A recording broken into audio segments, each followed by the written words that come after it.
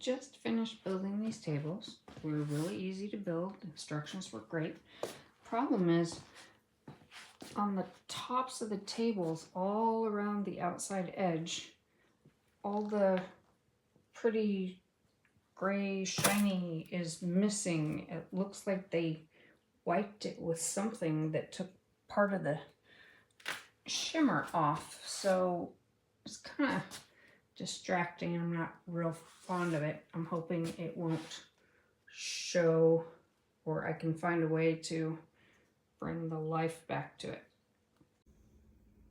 So I originally bought these end tables to replace my older, outdated end tables. And these were a great addition to my living room. They're so modern looking. They were so easy to put together. And the thing that I love is my daughter can hook up her charger and then I can plug in my lamp. And it looks so nice. I got the nightstand, end table. Everything, got stuff already plugged up.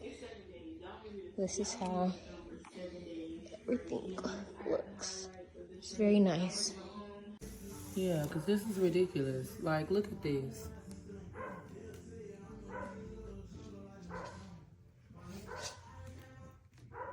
Alright, turn off. That is really sharp right there.